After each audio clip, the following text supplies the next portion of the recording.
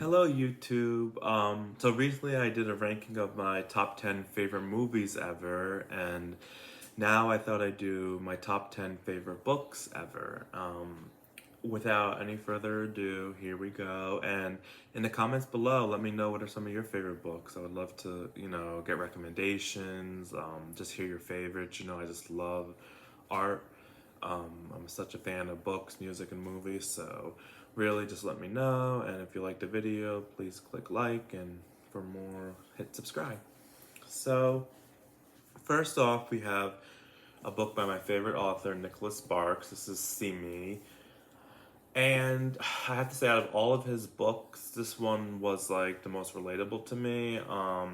The main character, Colin, he is just someone with a hard past, and he is someone who ends up falling in love. And the story is just so beautiful because despite him having such a hard past, they come together, and despite his differences, and the challenges he went through, he forms a beautiful love. And this one's also a romantic thriller.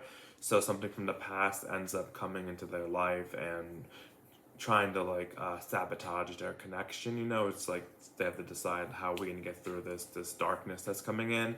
So it was really intriguing to have that aspect in the book too, it being a romantic thriller. I really found that exciting, and really added a lot of emotion to the story as well, which I really enjoyed. And yeah, if you're looking for a romantic thriller, this one's definitely one to check out, and it's one of my favorite books ever. Next up, we have The Spectacular Now. This is a coming of age novel. I find it very inspiring. I find Sutter to be such an intriguing character because he's the stereotypical bad boy, but he has so much more to him. And I think sometimes we dismiss people as bad too quickly, or, we just want to dismiss people like dysfunctional, bad, and really humans at the core, I believe, are all good. And it's especially hard when you've gone through trauma to live your life to the fullest. And this book really is about a high schooler who has a traumatic past and is learning to move on as he goes into the adult world, and learning to embrace himself despite having gone through a lot of trauma with a broken family. And it's just a really powerful novel, and the romance between Sutter and Amy is just so cute. And it's a real romance because it's not like picture perfect fairy tale at all. It's the complete opposite. It's raw, it's honest, it's gritty, it's not a perfect relationship, and it's really just a powerful coming of age book, and I really enjoy it so much. Another one from that era, which came out not too long after as a movie, and the book came out around the same time too, is The Fault in Our Stars by John Green, who just recently released his new movie, Turtles All the Way Down, on HBO Max, which was amazing too. But this book, I read it so fast. I was so absorbed in it. I had been a fan of the movie for years, but I had not seen the book, and I had not read the book, until last year. And I just remember just being so pulled into the story with the words. Like, same with the movie too, but this book really just gripped me and just was so powerful, made you think about life and just what Hazel and Augustus are going through. It just is so inspiring to see them living their lives, and just the romance was so sweet as well. And I love just the messages of this book that you can't let people bring you down, you can't let pain bring you down, and all those important messages are just great, and it wrapped up into like a really sweet romance. It's just a really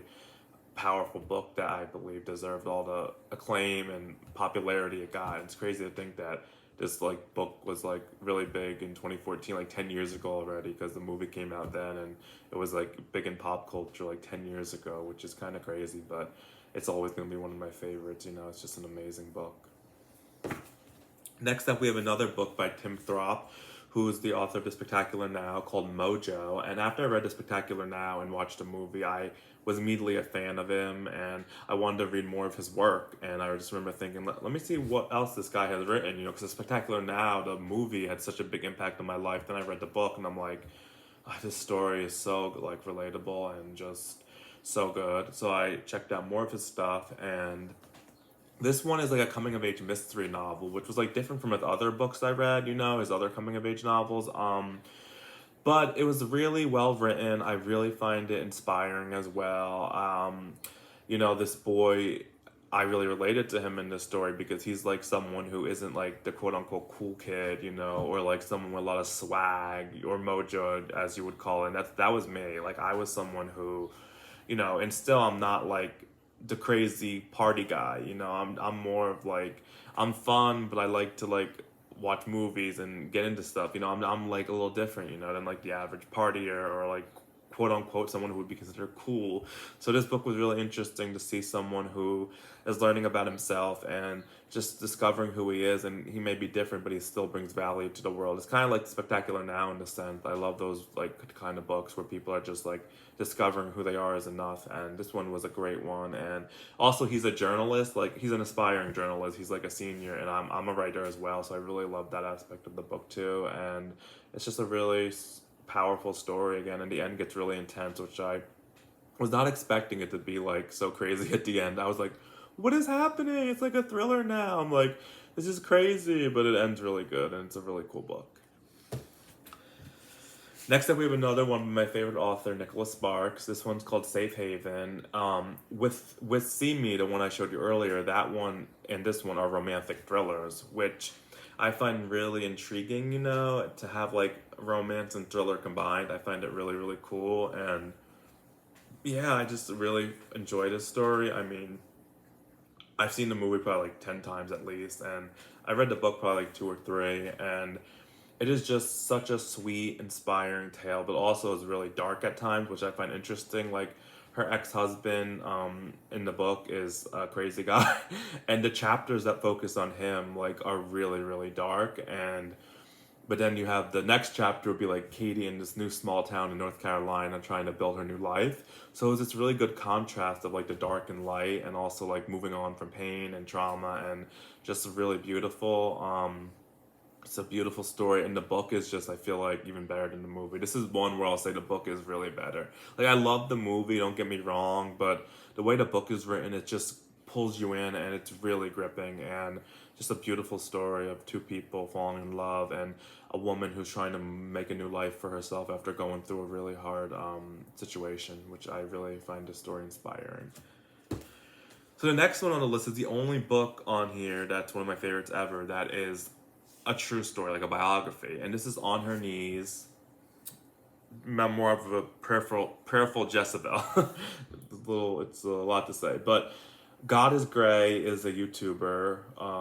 Her name is Brenda, really, but her channel is called God is Gray, and she is like a very progressive Christian, and I'm one too. I'm not a conservative Christian. I believe Jesus is about love and acceptance, and that's a lot of what her beliefs are. But anyway, this is like her biography of like her experiences, which made her the type of Christian she is, and just about her life, and her just becoming the woman who she is, but like also how her beliefs came and why her beliefs I feel like are like important. It's like more new age beliefs, but it's a really good biography. It's interesting too because she goes from like a conservative home in South Jersey, New Jersey, where I'm from, then she moves to Hollywood, and that really helps like change her beliefs too about what it means to be a Christian. And I found that very interesting, because I feel like sometimes people are sheltered, and they think this is the only way to do life. And her story shows you that you can change your beliefs and see that accepting people is beautiful, and that being a Christian doesn't mean you have to like judge everyone and cling to just Jesus. There's more to life, which I thought was beautiful.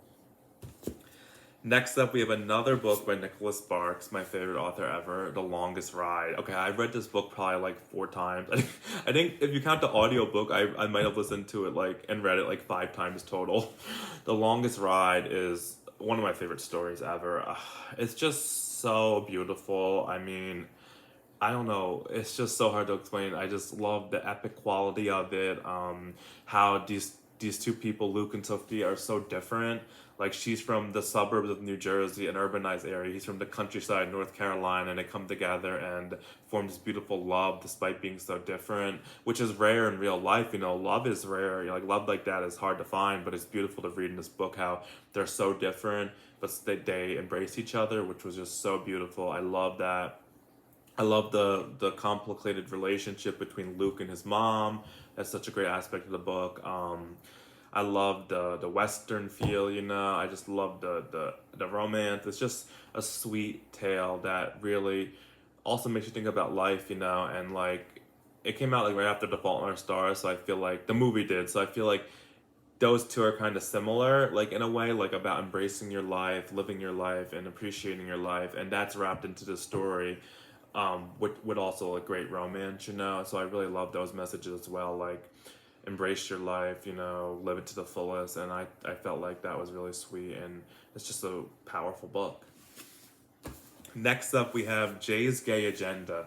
So this author is newer to me, Jason June. I didn't know about them until recently, and I heard about this book I think on Goodreads, and I love it so much. It is so sweet, such a great rom com. I don't really know what to say. It's such a cute gay love story, you know. I just feel like I've been getting more into those lately. I feel like now in the 2024 we've been getting more like gay love story books than ever, which is really really cool because I read a lot of straight ones. I don't mind straight romance, you know. I just love, you know. So I don't mind that, but it's cool to be seeing more of these type of stories with two guys because that's what I'm attracted to, you know. So it's really sweet and just a sweet rom-com, coming of age, you know, just beautiful. I love how it takes place in Seattle and Washington State too. I love that state. And yeah, it's just really really sweet and really adorable, and I just love it. And I think it's underrated, I feel like, too. If you like Simon book, Simon versus the Homo sapiens agenda, you would definitely like this. And it's just a really fun novel, very like it feels like a sunny summer day, you know, just a quick read, a breeze, just really fun and nice and heartfelt. Next up, we have another Nicholas Sparks book. I think it's like the fourth one, maybe. I don't know, fifth, but yeah. This is Every Breath. This is one of my favorite books. I feel like this one is it paints just this beautiful portrait in your mind. I feel like it's so cool because this one part of the story takes place on like with the couple on like a secluded beach in North Carolina. So I love that like rural beach setting with just the two of them in this house on the beach, which just is so like it's so like dreamy, you know, and I love that. It's just really powerful too. Yeah, I just love the characters. I love the emotion. I think this one is one of his most emotional books. I feel like. I mean, it's just and it's also shorter too, so it's like a quick, sweet, emotional read. You know, it's not like too in depth. It's more like powerful, but like to the point, which I love. It's not as like detailed, but it's still really, really amazing, which I love. And it's one of his best books. I feel like it's just really really awesome. I love just the picture it paints in your head with the words that always stuck out to me about this book. It's just paints the beautiful setting of North Carolina, and also part of the book takes place in Africa, which is really epic. I feel like it really combines like you know another country into like this North Carolina setting, which I thought was really really cool. Last but not least, we have The Wish, another Nicholas Sparks book.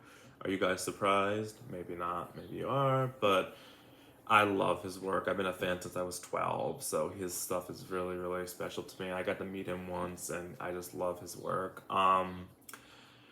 This one, how do I explain it? It is so sweet. It is. I love how it goes back to like 1996. So it's like a dual love story. It takes place in the present with this character Maggie in New York City, and then it goes back in time when she fell in love as a teen in North Carolina, and then also she's from Washington State, so it talks a little about that, you know, Seattle. But it's really like I feel like this is the most like it's a very well written book. I feel like it's one of his best written ones, like The Longest Ride. It's really sweet.